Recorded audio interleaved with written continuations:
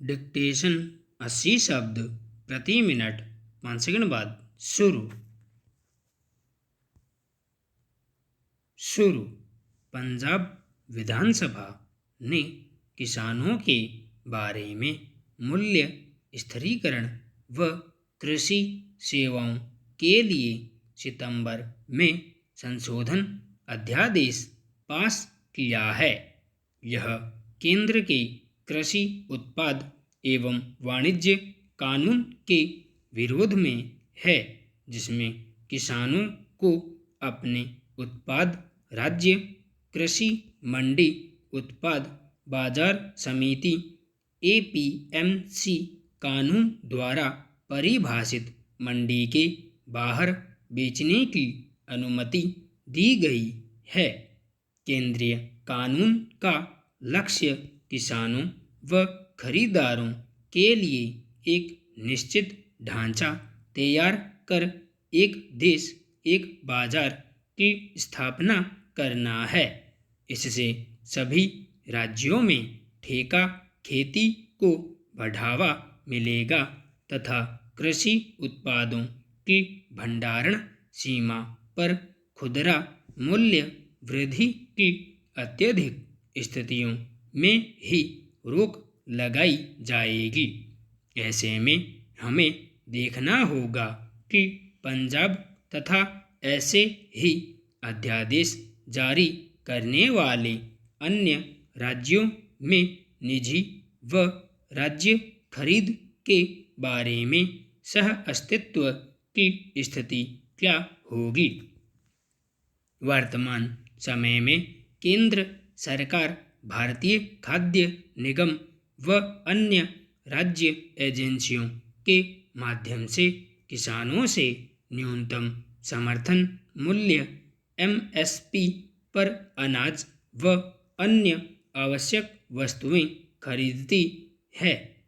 इसका लक्ष्य किसानों को मूल्य सहायता देने के साथ लक्षित सार्वजनिक वितरण व्यवस्था के माध्यम से गरीबों को सस्ता अनाज बांटना तथा मूल्य स्थिरीकरण व खाद्य सुरक्षा के लिए न्यूनतम भंडार बनाए रखना है। इस व्यवस्था से किसानों को मूल्य सुनिश्चित होने के कारण उत्पादन बढ़ाने में भी प्रोत्साहन मिलता है।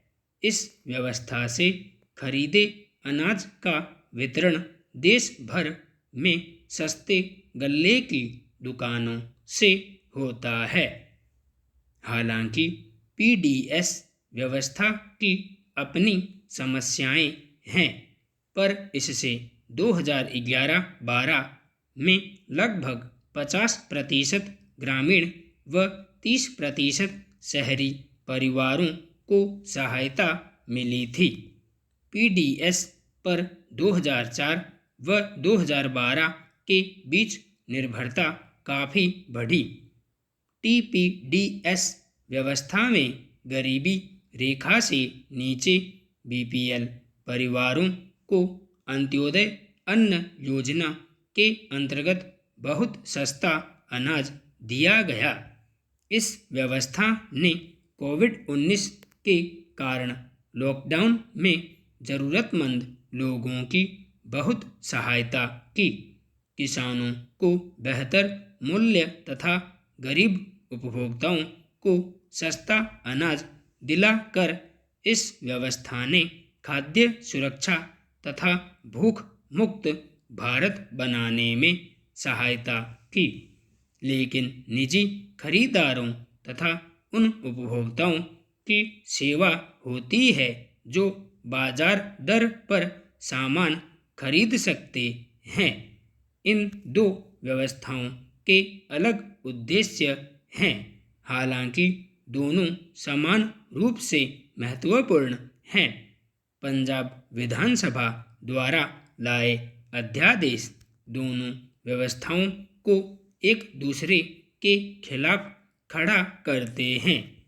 अध्यादेश में निजी क्षेत्र को धान व गेहूं तब तक खरीदने पर प्रतिबंध लगाया गया है जब तक यह एमएसपी के समान या उससे अधिक न हो।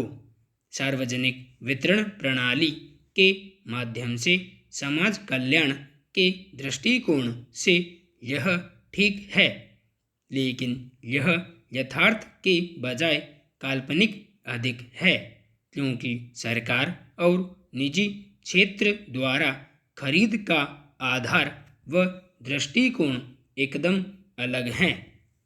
सरकारी खरीद में यथासंभव कम से कम लोगों को बाहर छोड़ने का उद्देश्य होता है। इन आधारों पर खरीदे सारे अनाज को एमएसपी मिलता है। दूसरी ओर निजी क्षेत्र ज़्यादा बेहतर तरीके से जांच कर अलग अलग मूल्य देता है। इसलिए सरकारी खरीद में उपयुक्त समझे जाने वाले उत्पाद की निजी खरीद में कीमत कम हो सकती है या वह एमएसपी से अधिक हो सकती है। जहां सरकारी खरीद के मानक पूरे देश में समान हैं, वहीं निजी खरीद अनेक आयामों पर निर्भर होती है जो उपभोक्ताओं की आवश्यकताओं तथा मिलिंग क्षमता आदि पर आधारित होते हैं। इसलिए पंजाब सरकार द्वारा अध्यादेश में निजी खरीद एजेंट या कंपनी पर कम से कम 3 साल की सजा या जुर्माने का प्राविधान अनुचित है। विभिन्न खाद्य उत्पादों के निर्माण के दृष्टिकोण से कृषि उत्पादों की बेहतर छंटाई बहुत जरूरी होती है। उपभोक्ताओं की पसंद में विविधता के कारण न केवल उत्पाद की कीमत बल्कि उसकी गुणवत्ता पर भी ध्यान देना जरूरी है।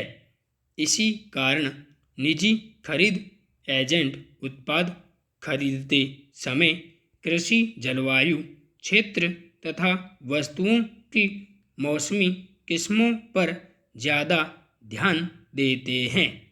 इसका अर्थ उचित कीमत पर बेहतर गुणवत्ता पाने के लिए बेहतर छंटाई व्यवस्था का प्रयोग करना है। उदाहरण के लिए गेहूं के मामले में उसका ठोस होना सर्वाधिक महत्वपूर्ण है।